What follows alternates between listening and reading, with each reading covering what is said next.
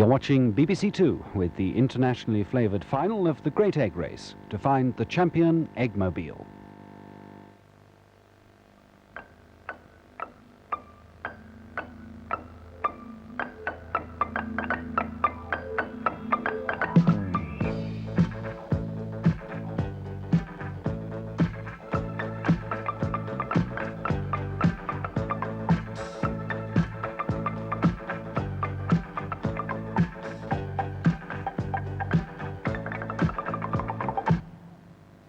Hello and welcome to the fifth and final programme in our series about problem solving. Today the Great Egg Race will be decided and this trophy will be presented to the person who has designed and built the most energy efficient machine to carry an egg the furthest possible distance. And remember, the only power source is a small elastic band like this. There will of course be prizes for second and third. Charlotte? Well, today's challengers have quite a battle on their hands to try to overtake our present leader, who's Robert Clark, the Radio Nottingham champion. Last week, his machine set a new world record distance of 183.3 metres. Steve Darling from Radio Bristol is lying second with 171.6 metres, and the Radio Manchester champion, who held the lead for 3 weeks, Barry Lockwood, is now in third place with 140.74 metres. So it's no easy task for our last two champions, who are Kevin Barlow, the Radio Solent Heat winner, and Richard Gilly, Radio Leicester's champion. Richard, how about it? What do you reckon your chances are? I think I'll need a large chunk of luck to beat 180 metres. Well, luck is part of it, best of it. Kevin, how about you? When you were doing your local radio run, you clocked up 73 metres. On our special track, do you reckon she might go 180? I mean, bearing in mind that you've got your wife there to help you as well.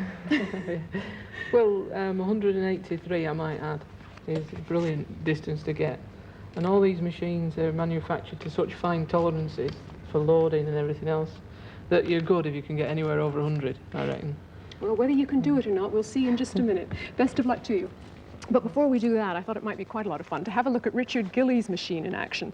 So this is what Richard had to go through in his local radio heat in order to reach this final. Radio Leicester held their heat in the ballroom of the Centre Hotel, and some of the competitors got rather wound up, in a very elegant way, of course. Anyway, they soon had their machines on the move. This is Brian Phillips's rolling record. I don't want to be critical because it's going so beautifully, but something in there seems to be making a frightful row. I think it's just the vibrations of the wood on the floor. No, the panels are very thin now, and it just vibrates a little bit. I gather you've had several stabs at this. Yes, we've had 3 models altogether. In fact, we've only been working on it full-time for about 2 weeks. Listen, you sound a bit pessimistic about this. Why have you called it Calamity Jane? Well, this is the 3rd model, and the first one, the sides collapsed. The second one, when I was getting it set in the oven, I'd opened it 10 minutes later and that had collapsed. Well, at least this one remained in one piece. That's something. You fellas having some problems? Well, we're just doing last-minute sort of adjustments. We've had 2 runs now. One was, the first run was about, how long was it? It was about 46. Then we just had a quick changeover from these small wheels onto the bigger ones, and hopefully, if Cedric still carries on driving as well as he is doing. Have you met Cedric, by the way? Yeah, I think he's lovely. He's doing very well for you guys, isn't he, Cedric? Doing very well, yeah. He's a well-trained driver. So if Cedric carries to drive as well as he is doing, I'm hoping to get a further 10 metres maybe with this one. Come on, Cedric. Well, they weren't disappointed. Cedric drove the BB Express an extra 16 metres with remarkable expertise. Press the ejection button, Cedric.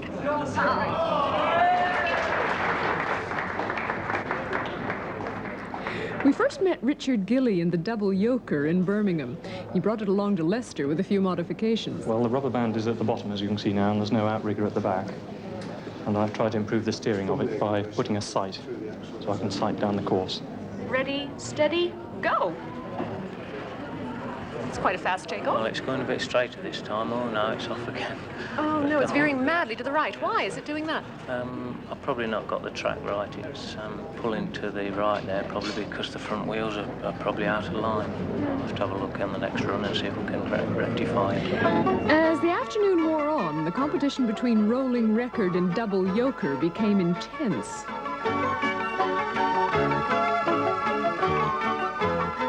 But it was finally double yoker who swept to victory.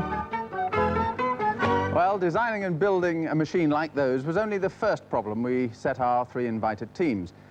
And when they finished racing their devices, well then the second problem will be revealed to them by our principal judge, Heinz Wolf, head of bioengineering at the Clinical Research Centre. Hello. Today's specialist judge is Michael French, Professor of Engineering at Lancaster University. And the teams are, from Harwell, John Speake, Robin Wallace-Sims and John Collingwood, and from the Central Electricity Generating Board, Terence Chivers, Steve Radcliffe and Terence Radford. And with Charlotte at the starting line, ready to run their machine, the University College London team, John Lake, Richard O'Brien and Robert Purvis. How about it, team? Are you primed? Just a moment. Okay, let her go. You think she's going? She's going. Well done. A sigh of relief from all concerned. As you can see, we have a three-wheeled effort here. It's made predominantly out of balsa wood in good faith, according to one of the team. The good faith seems to have paid off. The wheels are made out of computer tape disc, and the rear wheel, the little one there at the back, is made out of a plastic 7-inch tape spool. And so far, so good. It's reached one length of the track, and it's time to turn it very carefully round. Yeah, so a bit further down. Okay. Heinz, what is the final distance, in fact? 21.7. 21.7 meters achieved. So that's the distance to beat, and the team here from the CEGB reckon they're just the lads to do it. So, let her go. That's fine. Beautiful machine, this, actually. It looks like something out of the space age, very much so. It's entirely made out of aluminium. Most of the machining was done by hand, using hole cutters and files and so forth. Apparently they decided to use ordinary engineering materials rather than plastic or balsa wood or whatever, because that's what they're used to working with. They say they're not very good model makers. Still, it looks as if they're first-class engineers. What did they get, in fact, Heinz? 30.6. 30.6, that's not bad. Is that more or less what you expect? Yes, it's about what we expected, given that we didn't put the enormous effort into this that perhaps some people have done into this. Well, thank you very much. You've done very well so far. We'll now see what the Harwell team can achieve. If you're ready down there, fellas, ready, go. And she seems to be going pretty well. Apparently it took the team about 20 hours to make this machine, mostly working in their lunch hours, I gather, whenever they could get together. They decided the design that they wanted to use fairly quickly, and it's quite a simple design, but effective. It's based on the stretched band principle, and there's a lever and pulley arrangement. And the idea is to give a constant driving force using the pulley to slowly pull the thread attached to the spindle, and there you are. So this machine is doing very well. It's now on its third run. And it looks as if it might pretty nearly have come to the end of its potential.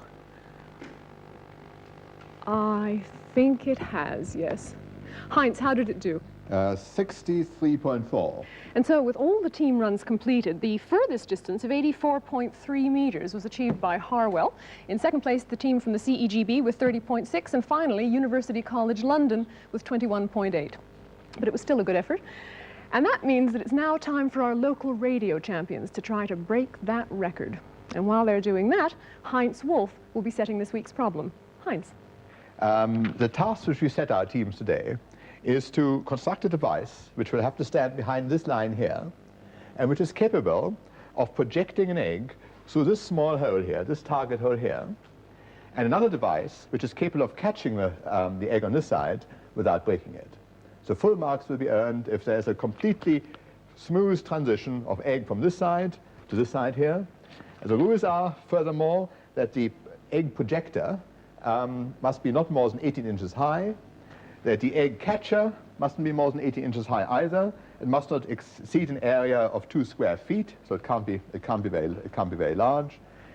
The egg mustn't have any protection around it while it's in flight, and to cap it all, you've got to do it in 2 hours. Now come along and you can open your envelopes. Further details and your problem in there.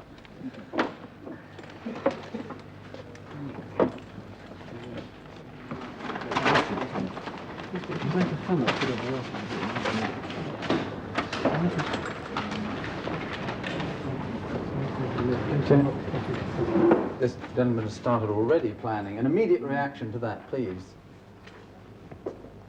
Your reaction was to start work, to start planning. Yes, go on. I think that's a good possibility. I think the water might be a little bit rigid, though. Yes, I should whisper. It will not break if it pulls. I should whisper a little as well, because the other teams, although they're busy reading. What I will say is I'm going to stand clear from all this. It sounds great fun, and good luck. Thank you. We only get a dozen eggs. Gentlemen of the Central Electricity Generating Board, does your normal job sort of deal with anything like this problem? Nothing at all.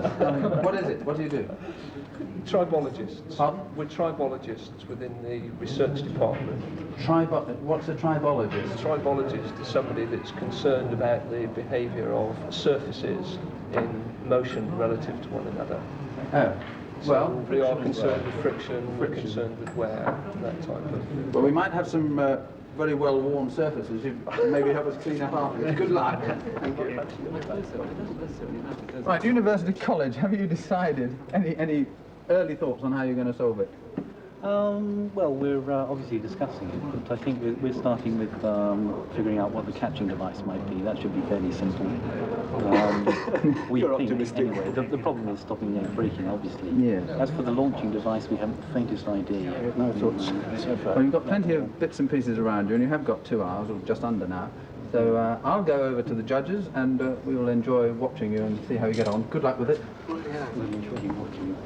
Right, okay, so let's half an hour to next, shall we?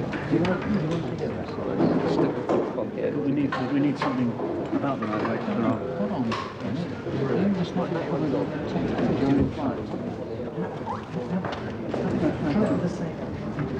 We've only, what other sources we got? We've only got those 2 rubber bands, haven't we? Is that right? Is that about it? Well, with 20 minutes gone, Michael French, can I ask you, first of all, what is the purpose of this problem? I mean, obviously it's going to be fun, but I mean the sort of mental exercise that you're hoping it will bring out. Well, there's several aspects of it. First of all, it'll test the ingenuity of the team in using the rather odd materials that they have to hand. It'll test their physical insight in visualizing trajectories, and then they've got to think what ways of doing things are likely to give them the accuracy they require and how they can cushion the landing of the egg to stop it breaking. And so there are several pieces to the thing. So how are you going to judge it then? I mean, what have you based your judgment on? Well, it's a fairly complicated scale of marks. As usual, they'll be able to score 100 if they got full marks and everything. 60 out of this 100 is going to be based on the 3 shots which they will be allowed to get the egg through the hole. They will each have to have 3 shots, and a completely clear run would be 20 per shot, so they could score 60 this way. And then we'll have allotted 40 marks for the elegance of the design.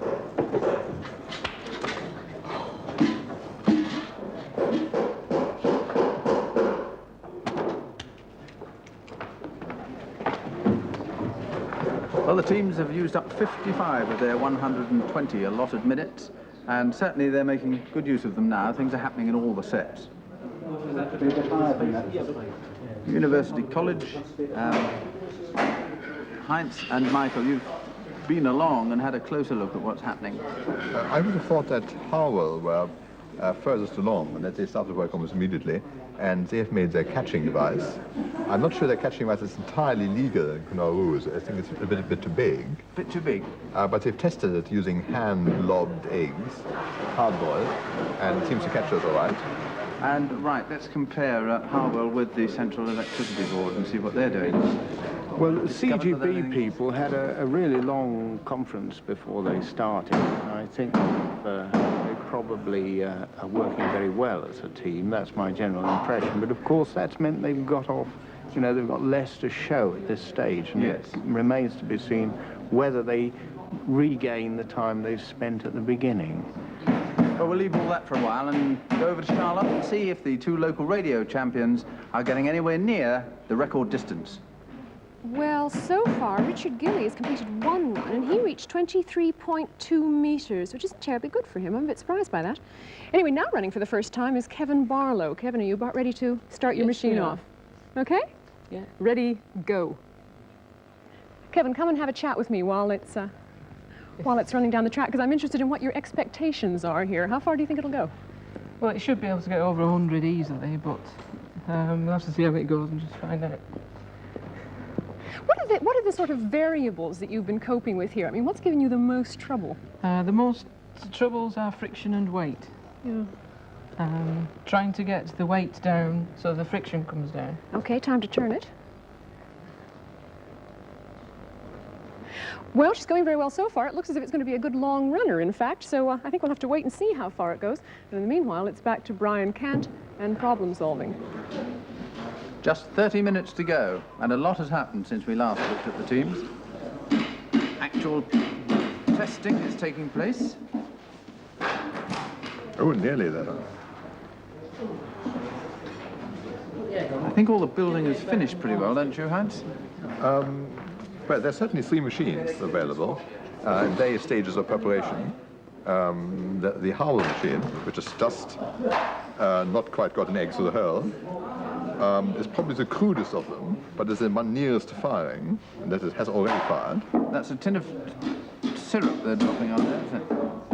Yes, and they're trying to judge the height from which to drop it in order to impart a sufficient impulse. Yes. This is something like a medieval instrument, isn't it? Yes, it's very like a trebuchet in principle.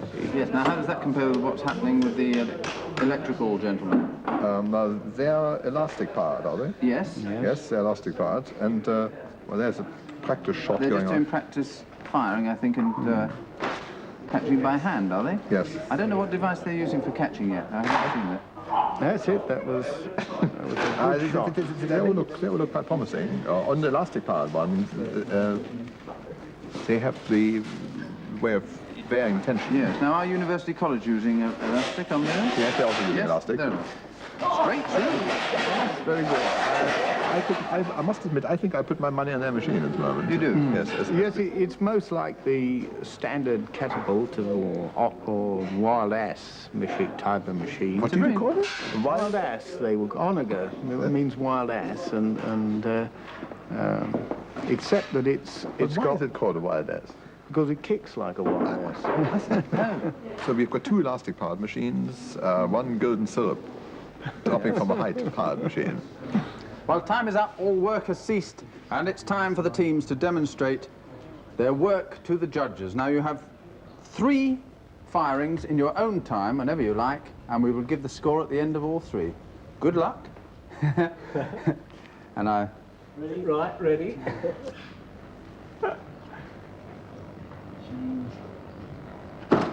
Oh no. Missed! Well, it went through, hit the top. Right, back a bit, And it's broken. One down, do it again. There you are. Second egg for University College. Straight through. Oh no! There you are.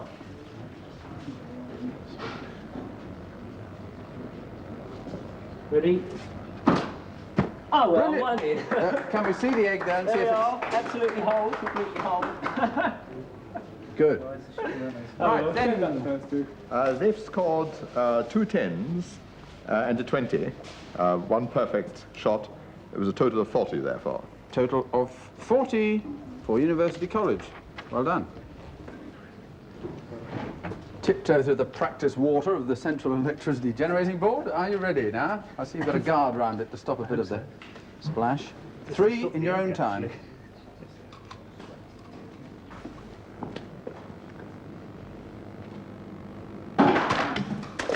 Straight in. Can we see if it's whole as it when it comes out? Oh yes, definitely. Excuse me. Could you just present... Oh. They don't come any holier than that.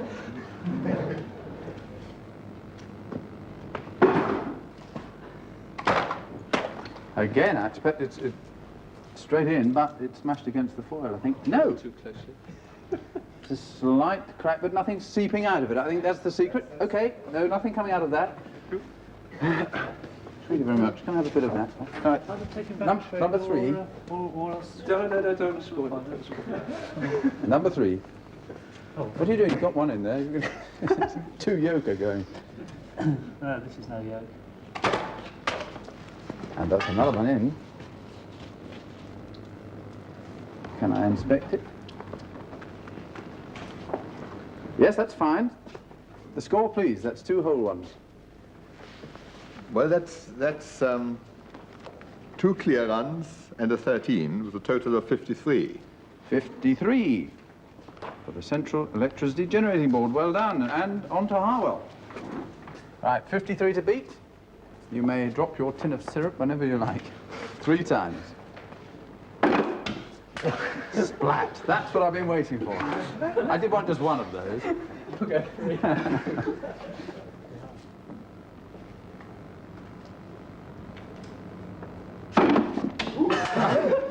Over the side. I think a hot frying pan waiting the other side would be ideal now. And the last egg of the day.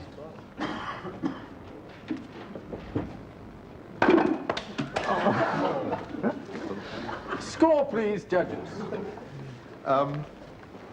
Well, there are 2 5s and a 10, with a total score of 20.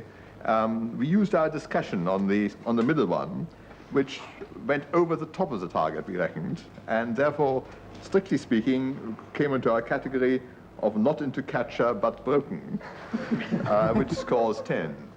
So a total of 20. So we have, thank you, Heinz, 40 for University College, 53 for Central Electricity Generating Board, and 20 for Harwell. But we still have the scores for elegance or whatever. Heinz, please. Looking at University College London first, and looking at the elegance of their machine, we rather liked their launcher, which seems thoroughly workmanlike, and particularly the chain, which limits the excursion of the arm, seemed to be a nice touch. And we gave them 20 for the elegance of their launcher. The bucket with shredded paper in it as a catcher perhaps didn't quite live up to the promise of the elegance of the launcher, and we only gave that 6. So giving a total elegance mark of 26, which added to their score of actual egg flipping of 40, gives them a total of 66. Next, the CGB, their machine itself was perhaps slightly less elegant than the UCL machine, so not very much, because the cup, which actually held the egg, wasn't quite as neat as that of UCL. So they scored 16 on their launcher, but they did perhaps a little bit better on their catcher, which went through a number of design changes. They had a much better catcher earlier on, which we really rather liked. But still, they scored 12 on their catcher, so a total of 28 elegance marks, which when added to their really rather good score of 53 on egg flipping, gives them a total of 81. And last, the Harbour score. Now, as far as elegance is concerned, their launcher was different from the other 2 launchers in that it used a dropping weight to give the impulse to the egg, and in principle, this ought to be more reproducible, and this therefore had a more accurate machine. In practice, this didn't seem to be quite borne out. However, we assigned the elegance mark before we knew the results of the egg flipping, so they scored 18 on the elegance of their launcher and 8 on their catcher, which was perhaps a little neater and more advantageously shaped than some of the other catchers. However, their mark on actual flipping was only 20, so their total becomes 46. 46, thank you. But never mind, because Harwell were today's egg race, the team egg race winners. So well done with them.